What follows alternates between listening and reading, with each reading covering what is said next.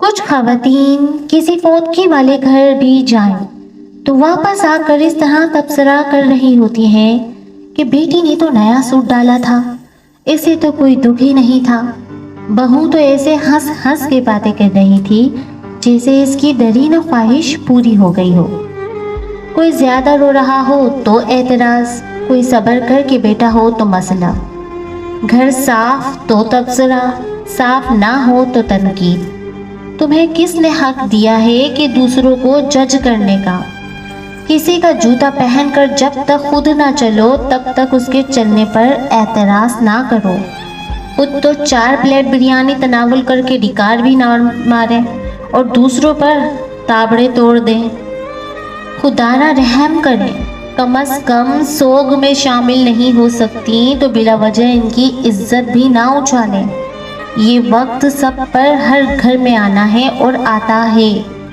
ہمارے مرد حضرات بھی کچھ کم نہیں، 2 لفظ تعزیت کے تو ٹھیک طرح سے بولنے آتے نہیں اور سیاسی تھپڑے ایسے سجا کر بیٹھ جاتے ہیں کہ فوتگی پر نہیں الیکشن کمیشن پر آئے ہوں۔ اور سیاسی جس کے سر پر باپ کا سایہ اٹھا ہے، کوئی اس کی بھی تو دلجوئی کرے، اس کے غم کا بھی تو مداوع تو کوئی کرے۔ لیکن ہمیں کسی کے غم سے کیا، ہم تو رسم دکھاوے کے لیے گئے ہیں۔ ہمارے بلا سے کوئی مرتا ہے تو مرتے رہے، ہمیں تو اب پوچھیں گے کہ بھائی جی کھانا کھایا، انتظام ہو گیا نا؟ کتنی دیگیں بنوانی ہے؟ 6 دیگیں تو کم ہے، برادری بھی ہے، محلے داری بھی ہے۔ وہ بیچارے باپ کے سوگ کو بھول کر اس طرح پریشانی میں لگ جاتا ہے کہ کہاں سے قرض پکڑوں، کیونکہ کھانا صحیح نہ بنایا تو باتیں ہوں گی۔ ساری زندگی باپ کا کھایا، مرنے پر روٹی بھی صحیح طرح نہ دے سکا۔ ہمیں سوچنا ہوگا کہ کون لوگ ہیں ہم، کیا ہیں ہم، کیا ہے کام مسلمان کی شان کے لائق ہے۔ جانوروں کا بھی کوئی مر جائے تو وہ ایسے دعوتیں نہیں اڑاتے، اور اشرف المخلوق کا تاج پہن کر حیوانات کی ساری حدیں عبور کر جانا کہاں کی انسانیت ہے۔ میں نے میت کے گھر میں ایسی آوازیں بھی سنی ہے جو دیگ پر بانٹنے میں لگا ہوتا ہے، اسے کہا جاتا ہے ذرا پلیٹ میں 4 بوٹیاں زیادہ ڈال دینا، وہ داماد بھی آیا ہے تو اسے کھانا دینا ہے۔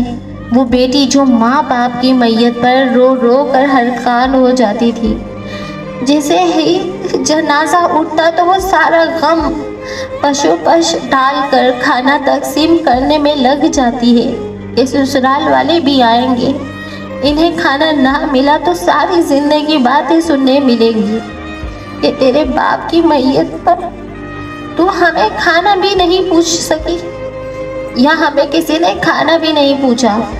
میں نے اس بات پر بھی تبصرے سنے ہیں کہ سالن میں تو تری یعنی گھی ہے، یاد تھا ہی نہیں، ہماری پلیٹ میں تو بس شوربہ ہی آیا۔ ہم بحیثیت معاشرے ظالم بن گئے ہیں۔ خوشیاں تو کجا ہم نے مرگوں کو بھی اپنے شریکے پورے کرنے کے لیے ایک ایونٹ بنا لیا ہے۔ اس ایونٹ میں جب میں کہتی ہوں کہ الہی میرا حال دیکھ، حکم ہوتا ہے بندہ ذرا اپنا نامہ اعمال دیکھ۔ اے اللہ، میری وفات سے پہلے میری اصلاح کر دینا اور میرا بہترین اختتام کرنا، اور مجھے موت دینا اس حال میں کہ تو مجھ سے بے انتہا راضی ہو، اور میرے جانے کے بعد کسی کو مسخر کر دینا جو میرے لیے دعا گو رہے۔ آمین یا رب العالمین۔ صلی اللہ علیہ وصحبہ وبارک وسلم تسلیما کثیرا کثیرا کثیرا۔